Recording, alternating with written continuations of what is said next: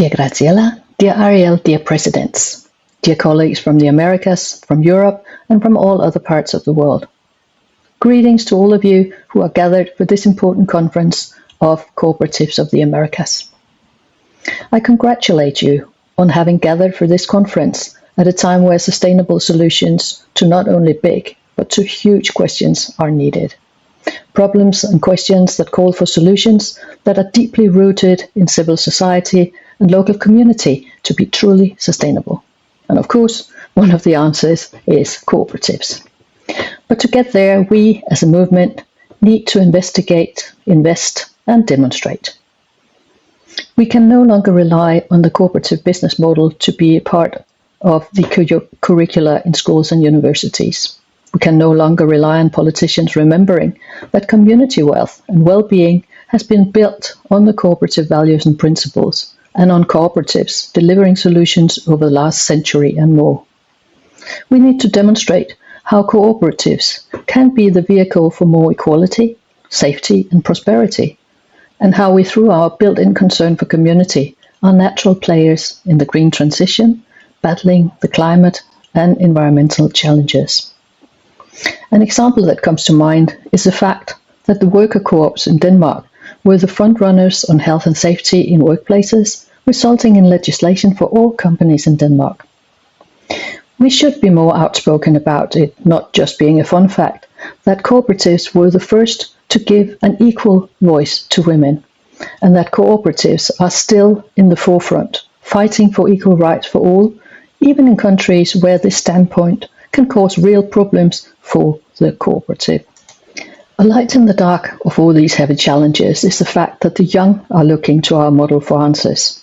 Answers to how their work-life balance can be better through ownership, how food sustainability can be secured through ownership, how to make sure that energy will become renewable or green through ownership, how energy supply can be secured through ownership, and how they can make sure that their families have access to affordable housing, banks, insurance, education, and so much more through ownership. And how all of this, how the well-being of communities and people in general, is the strongest possible peacemaker in the world.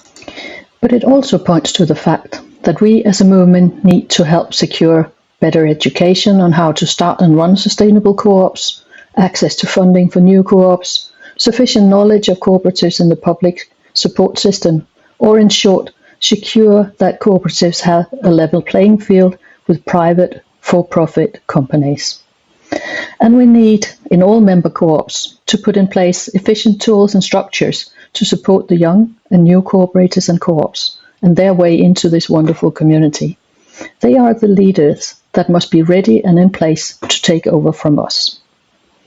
These days, some of this seems to be within reach through some of the actions taken by the regions and the ICA. And coming from Europe, I'm happy that one example is the so-called FPA project funded by the European Union. It's a project that is meant to build capacity for development in the ICA regions, for the regions to develop the tools needed in the cooperatives. The project will be looking at new services and opportunities for our members via research platforms like Cooperativas and peer-to-peer exchanges. Another example is the possibility of joint projects between the Americas and Europe that is connected to the so-called EU Action Plan for Social Economy, where some of the headlines are cooperative entrepreneurship in sectors such as green economy, digital transition, housing, and healthcare economy.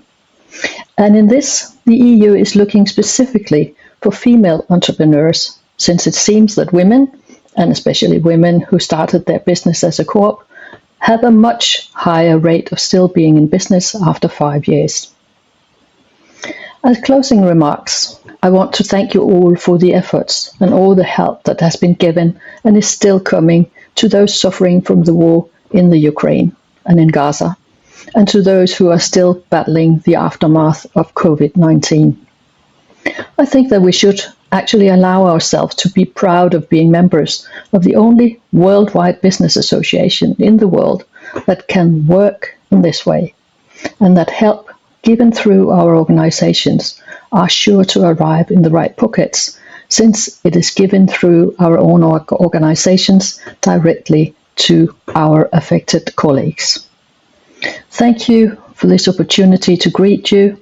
I wish you a fruitful and interesting conference, sending you my very best regards and cooperative greetings.